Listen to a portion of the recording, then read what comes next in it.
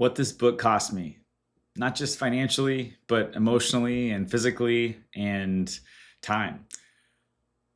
It's been 9 years since I started journaling about this and wanting to write this book, not knowing how to write a book. I've ran into a couple authors that helped me through the earlier process, and I really appreciate them. I just wanted to take time to let you guys know how exhausting this journey has been and how exhilarating. I was asking ChatGPT how many hours it estimated that I spent on this, and it said 2 to 3,000, which is like 2 full-time years of work. I was committed to finishing this. I was committed to this end goal, and it could have never happened. I was discouraged along the way a lot. I've shared with many people that the devil was at me on my heels like the entire time, like having me question what I'm doing, the time I'm spending on this, that I don't know how to write, that it's not going to be impactful, that it's not worth it, that, you know, why is this important to write about? Or, people have it worse in the world, and just things like that. And so, it was tough. It was, many of us have anxiety or deal with a lot of negative thinking, or, we're our own worst critic. And, I joke that it took me 9 years because of that. I was also going through grieving and, health and life changes and everything, and not locking myself down completely to do the book. But it was a lot of time, I say, like in a dungeon by myself, writing, editing, crying, going through whatever I needed to go through to get 1% more done, get a little bit further. And this was exhausting. It's emotional. Every time I went through an edit, even my audiobook that I was recording a few weeks ago, that should be done by January or so, I cried about every chapter. It's emotional, it's heavy, it's hard, even reliving it, even hearing it again, but it's also very therapeutic. And it's helped me move through. There's a lot of therapies out there that I didn't know about, that, reliving a tough experience can help you with PTSD. And so it's been therapeutic. It's been awesome. And like, so much time spent, so much time away from family, so much time away from doing fun things in life and building a different business or a second gym, so much time away from my own health and well-being. And so I just wanted to share like the impact that's had on me of doing this and writing it and wanting to do good with this tragedy, and finishing my unfinished business from this tragedy, in memory of my mom, in inspiration of my dad, in memory of my brother, even our struggles and just our story, and to do what I can to do good with this, to help families to not have this happen to them, to save lives, to save anyone from their own mental crisis. This is my first step in instituting my advocacy for mental illness in Washington State, in America, maybe in the world, and that there needs to be more done. There needs to be, in some states, more a middle line, where it used to be one way, now it's way the other way. It needs to find a happy middle for societal safety, for family safety, for individual safety. And yeah, I just wanted to share just what it cost me, and what inspiration there has been for it, and just to maybe inspire you out there to share your story and to do what you can to make good out of something that has been bad in your life. And yeah, I just wanted to share that and give that to you guys, and just kind of dig a little bit deeper into my mind and into my heart to explain what it took to do this. A lot of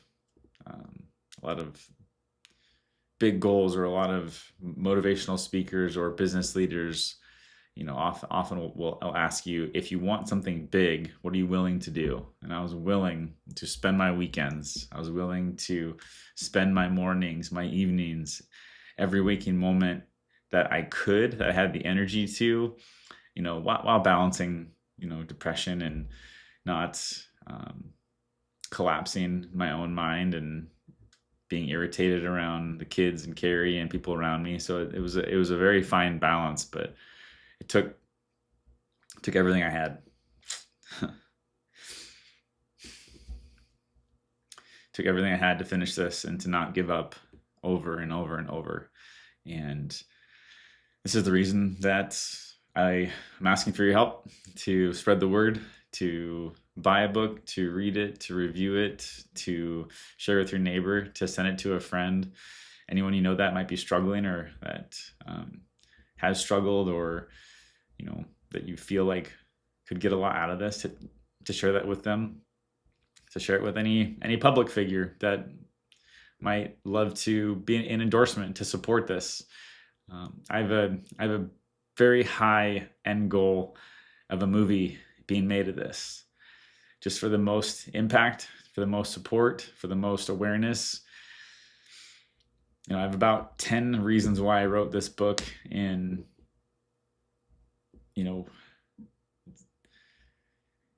the main big one was that when this first happened, I just knew that this was too heavy, too hard, too aggressive to go through alone, and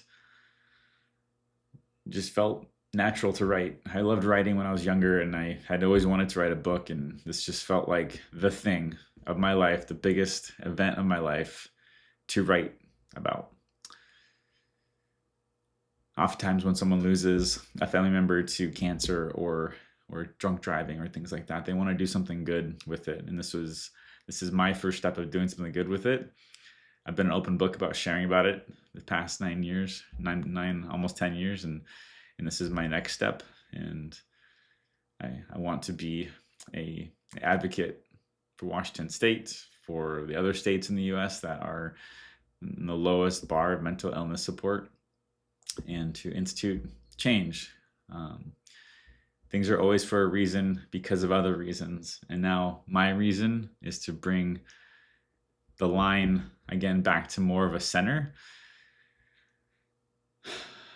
to help save families, to help support people. Sharing is very healing.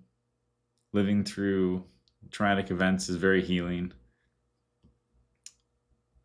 And when people go through hard times like this, if you don't share, you're bottling it up by yourself and you're working through it by yourself. And I explained many times to many people that my brother was in his own head, listening to himself, thinking he was right, dealing with things by himself.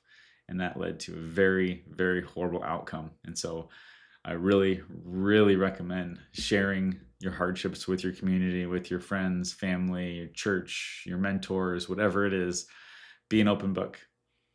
Be an open book, and I promise you that you will work through things. You will be able to overcome more things than you've ever thought. You'll get through hard times and reach goals a lot faster. And I just really recommend sharing. People don't share enough and are doing things on their own by themselves. And yeah. Other reasons that I wrote this book, it was a therapy to me, and I want to share what we went through.